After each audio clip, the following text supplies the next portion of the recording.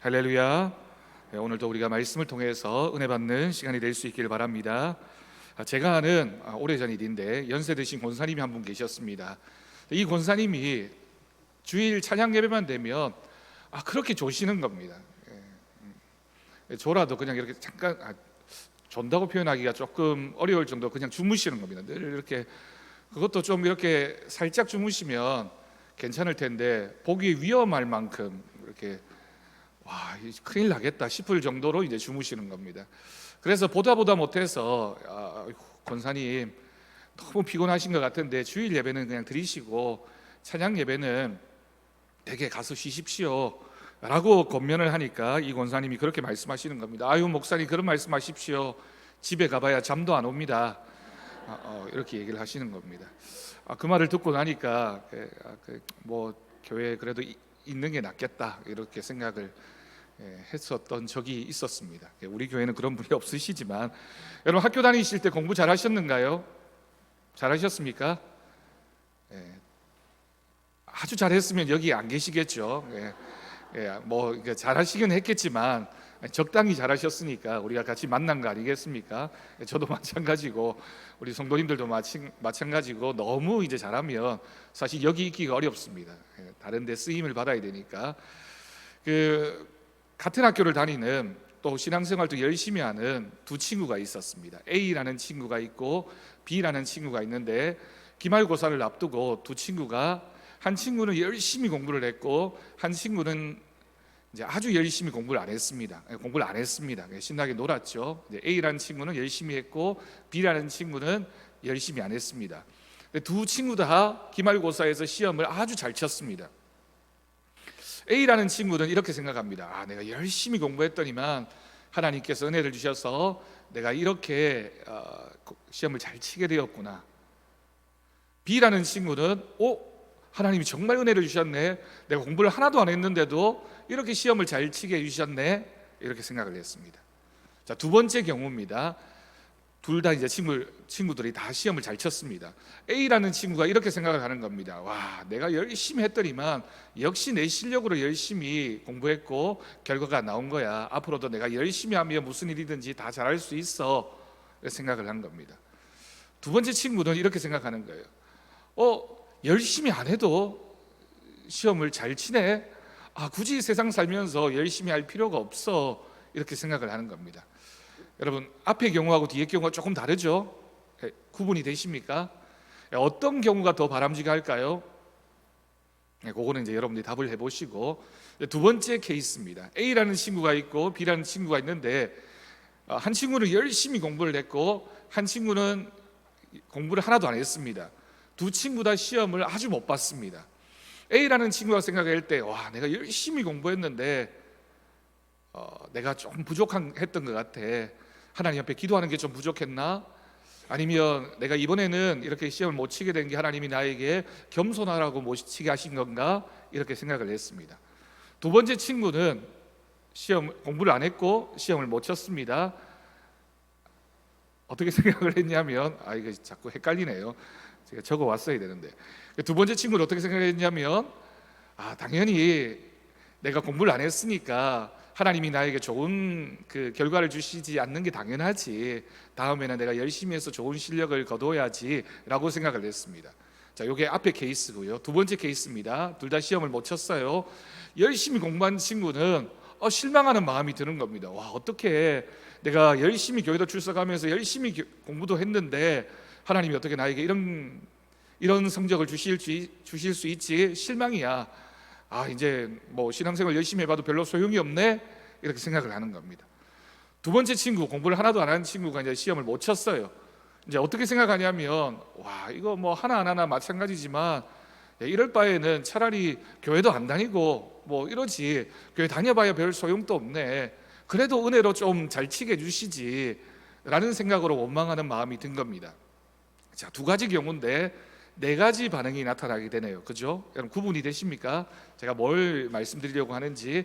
오늘 말씀이 이제 두 번째 케이스를 얘기하는 겁니다. 오늘 제목이 뭐냐면 성품 성경부 6번째 시간인데요, 고난을 이기게 하는 긍정입니다. 우리가 긍정에 대해서 지금 3주간에 대해 걸쳐서 쭉 공부를 하고 있고, 오늘은 이 고난을 맞이하게 되었을 때, 우리가 주일 오전 예배 때도 함께 나누었지만, 이 고난의 상황에서 이 고난을 이겨내야 할 텐데, 고난을 이겨내는데 꼭 필요한 믿음의 성품이 있다는 겁니다. 그게 뭐냐면 긍정입니다. 고난을 이기게 하는 긍정에 대해서 말씀을 함께 나누려고 합니다. 자, 먼저 말씀을 살펴보도록 하겠습니다. 베드로전서 4장 12절에서 19절까지의 말씀을 읽었습니다. 1번 질문입니다. 그리스도인은 연단을, 고난을 우리가 당하는 것을 어떻게 생각해야 합니까? 12절 말씀을 여러분 보십시오. 성경 펼쳐놓고 보시면, 사랑하는 자들아 너희를 연단하려고 오는 시험은 시험인데 어떤 시험? 불시험. 불시험은 어떤 시험일까요? 아주 어려운 시험을 말하는 거죠. 아주 어려운 고난, 정말 이게 이겨내기 어렵다라고 느낄 정도의 그런 고난을 말하는 겁니다. 그러면 그 시험을 당하면 이상한 일 당하는 것 같이 어떻게 하라고요? 이상하게 여기지 말라. 그리스도인들은 어떻게 해야 된다? 연단에 대해서 이상하게 생각하지 말아야 합니다. 어려운 시험이, 불시험이 왔다 할지라도 두려워하거나 당황해서는 안 됩니다. 왜 그런지는 조금 이따가 살펴보려고 합니다. 그렇게 해야 됩니다. 두 번째 질문입니다. 그리스도인은 고난이 닥칠 때 어떻게 처신해야 합니까? 그 이유도 말해 보십시오. 13절입니다. 오히려 너희가 그리스도의 고난에 참여하는 것으로 어떻게 하라고요? 즐거워하라. 이는 그의 영광을 나타내실 때에, 여기서 그는 하나님이겠죠. 하나님의 영광을 나타내실 때에 너희로 즐거워하고 기뻐하게 하려 함이라 라고 기록하고 있습니다. 여러분, 이 말씀에 전제가 있어요. 그리스도인에게 주어지는 이 고난이라고 하는 것이 그냥 주어지는 것이 아니라 어떤 고난이다? 이걸 이제 다르게 표현하면 의미 있는 고난이라고 말할 수 있고, 하나님의 뜻 가운데 주어지는 고난입니다. 여러분, 우리가 살아가면서 경험하는, 그게 뭐 좋은 일이든 시험을 잘 쳤든 못 쳤든 간에 어떤 일이든지 우리에게 주어질 때는 의미 없는 일이 있을 수 있을까요? 아닙니다. 다 하나님이 우리에게 어떤 상황을 주실 때는 그것이 좋은 일이든 아니면 나쁜 일이든 다 의미 있는, 그러니까 그 일을 통하여 하나님께서 나타내시려고 하는 바가 분명히 있습니다. 고난이 닥칠 때 그리스도인은 고난에 참여할 때 그 자세가 기뻐해야 합니다. 즐거워해야 합니다. 왜냐하면 고난을 잘 이겨내고 나면 하나님의 영광이 드러날 때가 되고 우리도 함께 즐거워하고 기뻐하게 될 것이기 때문입니다.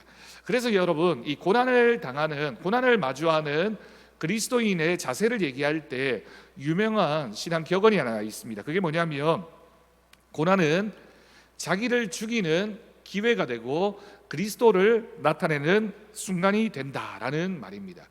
그럼 깊이 한번 생각해 보십시오. 고난은 자기를 죽이는 기회가 되어지고 예수 그리스도를 드러내는 순간이 된다. 고난의 유익이 뭐라고요? 나는 죽게 되지만, 나는 이제 사라지게 되지만 주님이 드러나는 기회가 되어지는 것이 고난입니다. 근데 그 고난에는 뭐가 있다? 하나님의 계획, 하나님의 뜻이 있다라고 하는 것을 알아야 된다는 거죠. 자, 3번입니다. 그리스도인은 세상에서 어떤 고난을 당해야 합니까? 자, 14절을 봅니다.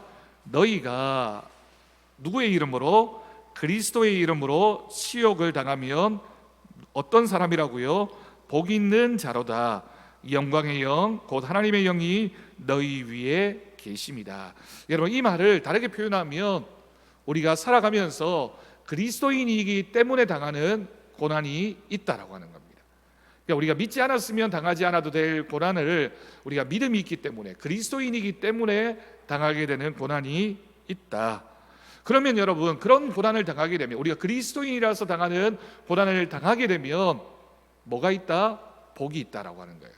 그러니까 우리가 세상 사람들이 누구나 할 것 없이 다 당하는 그런 고난을 말하는 게 아니라, 그리스도인이기 때문에 당하는 고난을 우리가 경험하게 되면 우리는 복이 임하게 됩니다. 왜냐하면 그때에 하나님의 영이 고난 위에 임하기 때문입니다. 그래서 그리스도로 인해서 고난당하는 것은 우리에게 오히려 영광이 됩니다. 잘 이겨내면 하나님의 뜻이 드러나게 된다는 거죠. 여기에는 전제가 있습니다. 우리가 그리스도인이기 때문에 당하는 고난은 하나님께는 영광이 되고 우리에게는 복이 된다. 자, 4번입니다. 부끄러운 고난은 어떤 고난입니까? 어떤 것입니까? 15절을 봅니다. 너희 중에 누구든지, 이제 그리스도인입니다. 그리스도인 중에 누구든지 살인, 도둑질, 악행, 남의 일을 간섭하는 자로 고난을 받아서는 안 된다는 거예요. 여러분, 이 고난은 어떤 고난일까요? 그리스도인이 당해서는 안 되는 고난, 피해야 될 고난입니다. 악행과 죄를 지었기 때문에 당하는 고난입니다. 여러분, 그리스도인이라 할지라도 내가 죄를 지어놓고 하나님 벌 받지 않도록 해주세요, 여러분, 가능한 일일까요? 네, 그렇지 않습니다. 그러니까 세상 사람들도 죄 지으면 벌을 받는 것처럼 그리스도인들도 죄를 지으면 벌을 받아야 되는데, 그런 죄를 저지른 것, 그것 때문에 벌어지는 고난은 그리스도인에게 정말 피해야 될 고난이라는 겁니다. 이런 고난은 자기의 죄로 인해 받는 것이기 때문에 부끄러운 것이죠. 아까 제가 공부 열심히 한 친구하고 공부 안 한 친구 얘기를 했습니다. 공부 열심히 한 친구가 시험을 못 치게 되는 건, 이건 뭐 이렇게 고난, 그러니까 아까 요 예를 든다면 우리가 당할 수도 있는 고난입니다. 그런데 공부를 하나도 안 하고 시험을 못 쳤다, 이건 당연히 주어지는 고난입니다. 거기에는 다른 이유가 있을 수가 없다라고 하는 거죠. 그러면 우리가 이때 어떻게 되느냐? 이런 고난은 자신이 직접 그 고난에 대한 감수, 고난을 당함으로 책임지는 자세가 필요합니다. 어떻게 하든지 그리스도인은 그런 고난을, 우리가 지은 죄 때문에 당하는 고난은 받지 않도록 피해야겠지만, 그런 고난이 우리에게 찾아왔다면 우리는 그것을 얼마든지 감당하는 것도 믿음입니다. 그러니까 피할 수 없다는 거죠. 예를 들어 봅니다. 다윗이 밧세바, 우리아의 아내 밧세바를 취했습니다.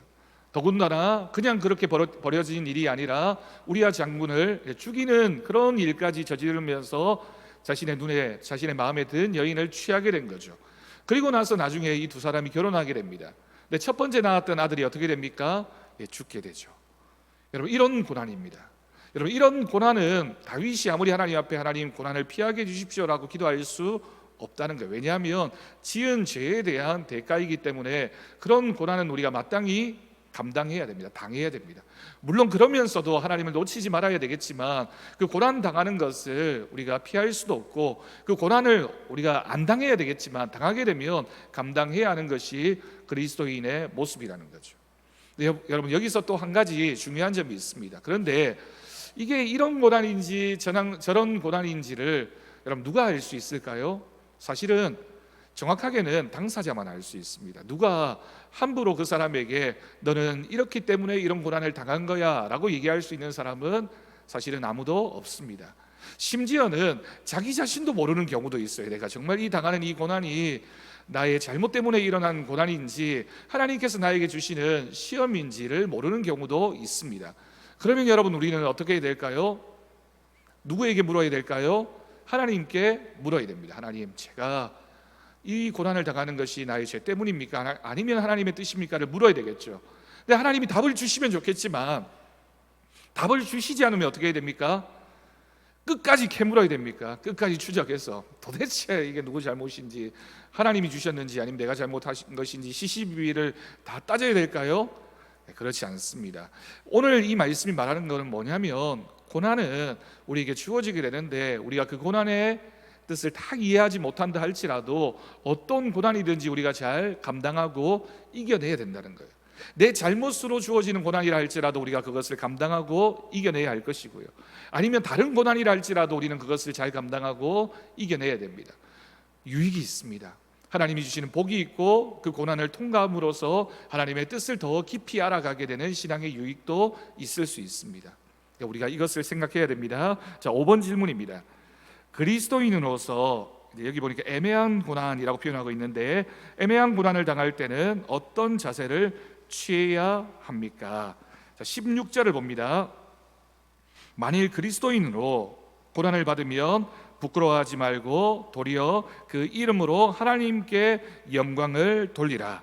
여러분, 여기서 16절에 기록되어진 그리스도인으로 고난을 받는다, 그리스도인이기 때문에 받는 고난은 우리가 믿음 생활을 하기 때문에 주어지는 고난을 말하는 거죠. 그래서 이럴 때는 우리가 이런 고난을 애매한 고난이라고 표현하고 있는데 어떤 자세를 취해야 됩니까? 우리가 이런 고난을 당할 때에는 이 고난 뒤에는 하나님이 주시는 복이 있다라는 사실을 기억해야 된다는 거죠. 그런 고난을 당할 때는 즐거워하고 도리어 하나님께 영광을 돌리면서 자신을 낮추고 하나님을 드러내야 합니다. 우리가 이 고난을 잘 이기고 나면 하나님을 높여 드릴 수 있는 기회가 주어지기 때문입니다.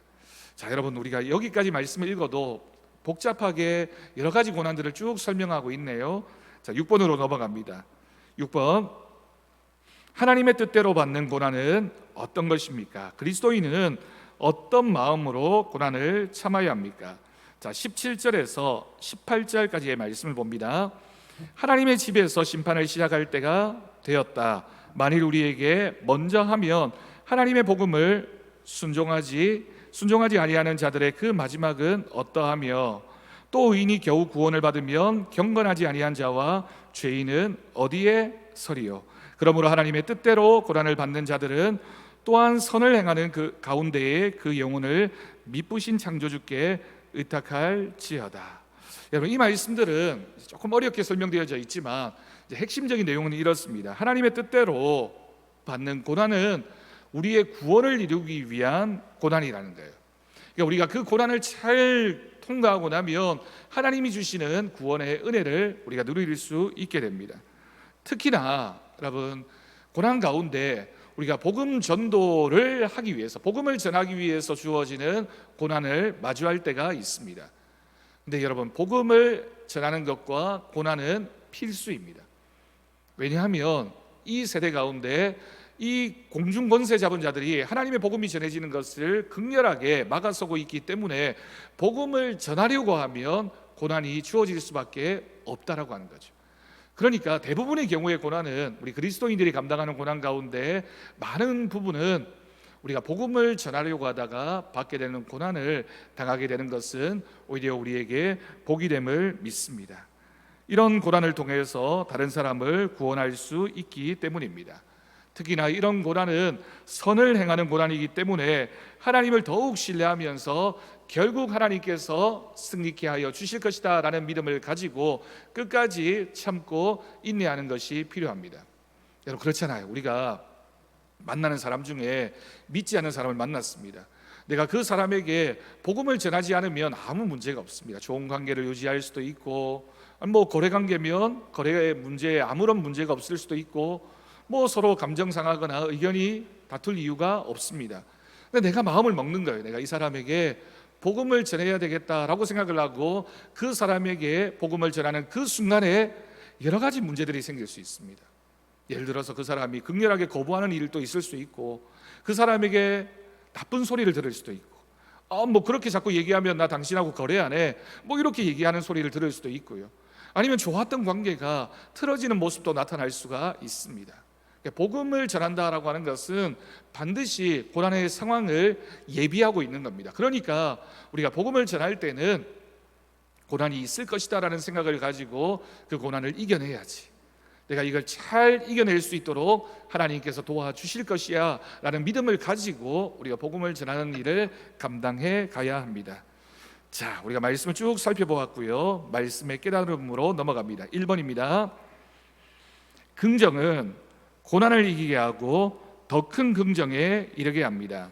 그리스도인은 시험과 고난을 이상히 여기지 말고 긍정적으로 즐거워하며 기뻐해야 합니다. 왜 그런지 이유를 말해보세요 라고 질문이 있네요.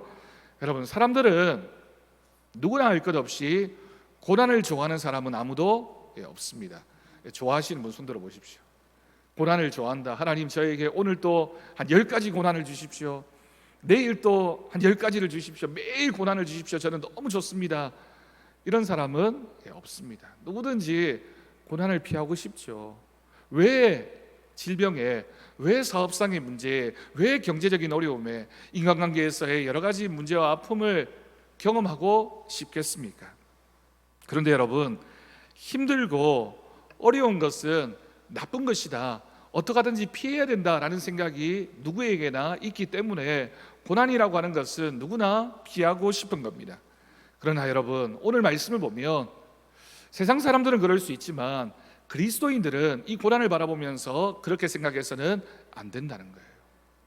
우리가 고난을 대하는 자세가 그리스도인이라면 그 고난을 대하는 마음가짐과 또 그것을 바라보는 믿음의 자세가 달라야 합니다.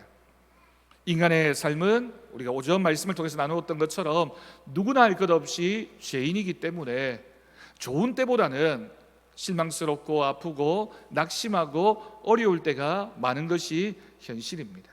좋았던 때보다는 힘들 때가 더 많죠. 돌이켜보면 힘들었던 기억들, 고생했던 기억들, 참 마음 아팠던 기억들이 우리 인생에 참 많이 있습니다.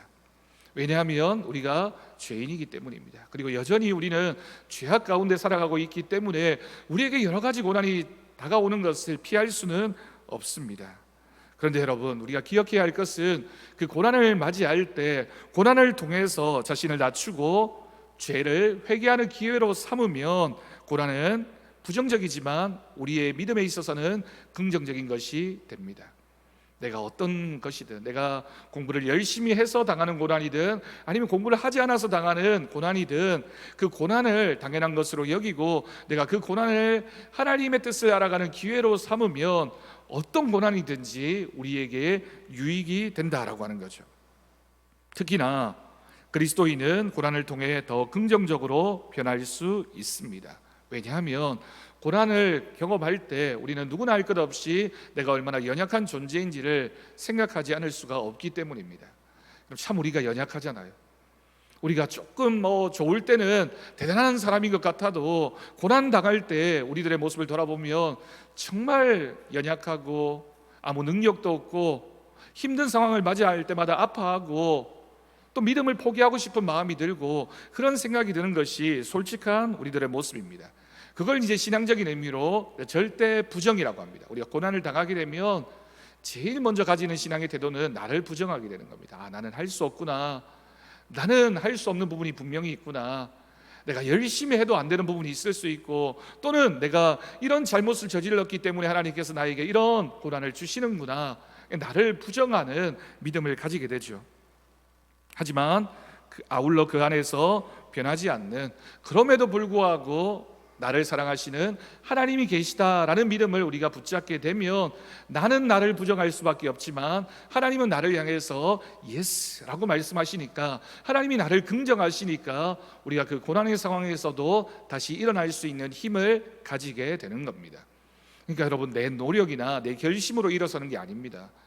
끊임없이 나는 나를 바라보면서 안 돼 라고 얘기하지만 내가 그렇게 하나님 앞에 겸손하게, 하나님 저는 부족합니다, 이 고난이 나를 힘들게 합니다, 하나님 저는 어쩔 수 없는 사람입니다 라고 진실한 마음으로 고백하면 하나님께서 우리의 손을 붙잡아 주시고 일으켜 주실 때 우리는 비로소 하나님이 나를 긍정하고 계시는구나, 하나님 손에 붙잡힌 나는 긍정할 수 있겠구나 라는 믿음으로 나아가게 되는 것을 믿습니다. 자, 2번 질문입니다. 아까 얘기했던 애매한 고난을 당할 때 그것을 잘 알고 인내하는 것은 고난에 대한 긍정적인 자세가 있을 때 가능합니다. 그리스도를 위해 당하는 어려움은 긍정적인 마음으로 즐겁게 맞이해야 합니다. 이것이 우리에게 주는 유익은 무엇일까요? 자, 욥기 2장 10절 말씀 여러분 유인물에 있죠. 다 같이 한 목소리로 읽겠습니다. 그가 이르되 그대의 말이 한 어리석은 여자의 말 같도다. 우리가 하나님께 복을 받았은즉 화도 받지 아니하겠느냐 하고 이 모든 일에 욥이 입술로 범죄하지 아니하니라. 아멘. 우리가 우리에게 일어나는 모든 일을 다 이해할 수가 없습니다. 왜 이런 일이 일어났는지, 하나님 왜 나에게 이런 선물을 주셨는지, 왜 이런 고난을 주셨는지 우리가 우리의 상황을 다 이해할 수는 없어요. 그렇지만 욥이 고백했던 것처럼 하나님께서 우리에게 주시는 복도 화도 하나님이 주신 것임을 우리가 믿고 믿음으로 고백하면 우리가 입술로 범죄하는 일이 없다라고 하는 겁니다. 그러니 여러분, 어떤 고난도 우리에게 유익이 될 줄로 믿습니다. 우리가 잘 알고 있습니다. 무엇이든지 거저 주어지는 법이 없습니다. 하나님의 밀이 땅에 떨어져 죽어야지만 열매를 맺습니다. 누군가의 희생이 없으면 우리의 삶의 변화도 없습니다. 그리스도께서 죽으심으로 우리 인간이 생명을 얻은 것처럼 고난이 있어야지만 우리의 영혼이 깨끗해지게 되는 거죠. 고난을 경험하고 나야지만 우리가 우리 스스로의 삶을 돌아보게 되고 하나님 앞에 우리가 얼마나 연약한지를 고백하게 되고, 그래서 우리의 영혼이 정화되어져서 하나님이 기뻐하시는 믿음으로 한 단계 한 단계 나아가게 되는 겁니다. 여러분, 우리가 한 번 예수를 믿었다고 해서, 한 번 은혜를 체험했다고 해서 우리가 높은 경지에 그냥 올라가는 것이 아니라, 믿음은 고난이라고 하는 계단을 밟고 한 단계 한 단계 올라가야지만 하나님이 기뻐하시는 믿음으로 변화되어져 갑니다. 우리는 다 믿음의 계단을 올라가고 있는 사람들이죠. 서로를 바라보면서 너는 어디에 있느냐를 따지지 말고 나에게 주어진 바로 앞에 있는 그 계단 한 걸음 한 걸음 올라서면 결국에는 우리가 주님 앞에 서는 그날 우리는 거룩한 그리스도인의 모습으로 변화되어질 줄로 믿습니다. 여러분, 계단 올라갈 때 참 힘들잖아요.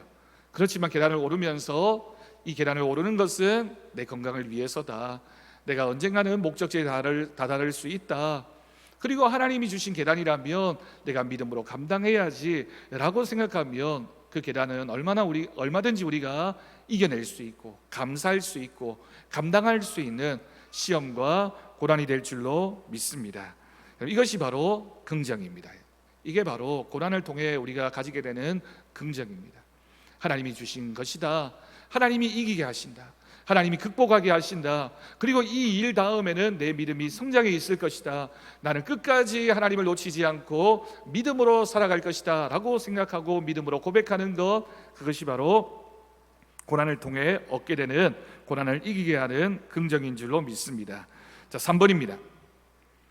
당신이 지은 죄의 결과로 고난을 받을 때 어떻게 받아들여야 할까요? 이것을 구분하기 쉽지 않을 때가 많습니다. 이럴 때는 어떻게 행동하면 좋을까요? 성경적인 지침을 말해 보십시오.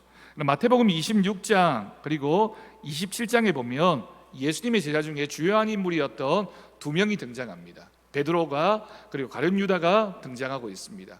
베드로는 어떤 실패, 어떤 고난을 받았습니까?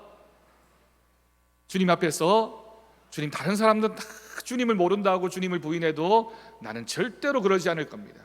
주님이 혹시라도 조금이라도 해를 당하면 저는 생명 걸고 주님을 따르겠습니다라고 장담에 또 장담을 했다가 어린 소녀 앞에서, 작은 소자 앞에서 나는 주님을 모른다, 나는 그 사람 본 적도 없다, 무슨 소리 하느냐 주님을 저주하면서 3번이나 부인했던 큰 죄를 저질렀던 인물이 바로 베드로입니다. 가룟 유다는 어떤 인물입니까? 가룟 유다를 주님이 참 신뢰했습니다. 그래서 그에게 돈을 맡기셨어요. 재정을 맡기셨어요. 그런데 가룟 유다가 예수님을 팔게 됩니다. 아마 실망한 부분도 있었겠죠. 정치적인 메시아를 기다리고 주님이 이 땅에 왕으로 오시면 우리 모두가 다 큰 자리, 높은 자리 차지하게 될 텐데 라고 생각했는데, 주님이 십자가를 말씀하시고 그리고 실패한다라고 생각하는 그 모습을 보면서 가룟 유다의 마음에 실망하는 마음이 들었을 겁니다. 그래서 어떻게 합니까? 주님을 팔게 됩니다. 그 돈 몇 푼에 주님을 팔아버린 거죠. 그리고 나서 가룟 유다가 그냥 그걸로 끝난 것이 아니라 내가 잘못했구나 라는 사실을 깨닫게 됩니다. 여러분, 여기까지는 사실 우리가 누구 죄가 더 큰지 말하기가 저는 어렵다고 봅니다. 베드로가 더 잘못했을까? 가룟 유다가 더 잘못했을까? 둘 다 잘못한 것은 똑같습니다. 그런데 여러분, 결과는 달랐죠. 베드로는 예수님의 그 눈을 쳐다보고 예수님이 자신을 쳐다보시는 그 모습을 바라보면서 마음의 진정한 회개에 이르게 되고, 또 여러 과정과 여러 사건들을 경험하면서 예수님의 복음을 전하는, 주님의 복음을 전하는 귀한 사도로 쓰임을 받았습니다. 그런데 가룟 유다는 그 순간에 포기합니다. 나는 쓸모없는 존재구나, 나는 실패했구나, 내가 예수님을 팔았구나 라고 생각을 하고는 스스로 목을 메어 자살을 해버렸습니다. 그리고 나서 가룟 유다에게는 다시 기회가 주어지지 않았습니다. 어떤 모습이 다를까요? 둘 다 죄인이고 둘 다 실패했고 둘 다 고난을 당했지만 그 고난을 바라보는 자세가 달랐던 겁니다. 고난 가운데 나를 바라보면서 나는 죄인이고 나는 쓸모없는 존재이고 나는 실패할 수밖에 없는 존재구나 라는 점에서는 똑같이 생각했지만, 베드로는 주님의 눈을 바라보면서 그래도 주님이 나를 바라보고 계시는구나, 주님 앞에 내가 회개하고 용서를 구해야지, 나는 실패했지만 주님이 나를 긍정하고 계시는구나 라는 사실을 붙잡았던 사람이었고, 가리운다 하던 모든 것을 놓아버렸을 때 실패할 수밖에 없었습니다. 다윗이 조금 전에 말씀드린 대로 자신의 죄에 대한 대가를 치르면서 하나님을 더욱더 신뢰하고 온전히 믿음으로 살아가는 사람이 되었습니다. 그 이후에 다윗은 더 훌륭한 왕이 될 수 있었던 거죠.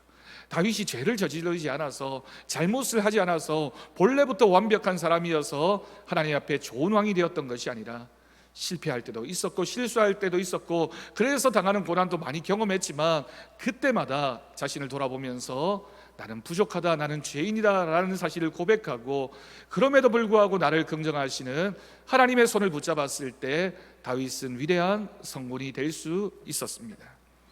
여러분, 우리는 누구일까요? 우리는 어떻게 반응해야 될까요? 우리는 우리 삶에 다가오는 고난을 어떻게 이겨내야 하겠습니까? 자, 마지막 스텝 3 말씀의 적용입니다. 1번, 지금 당한 고난을 긍정적으로 이겨내기 위해서 어떤 조치가 필요합니까? 제가 말씀 다 드렸습니다. 2번, 당신은 고난에 대해 어떤 자세를 가지고 있습니까? 3번, 당신은 잘못했을 때 어떻게 조치합니까? 죄를 지었을 때 긍정적인 방법을 말해보세요. 우리에게 여러 가지 이유로, 여러 가지 모습으로 고난이 찾아옵니다.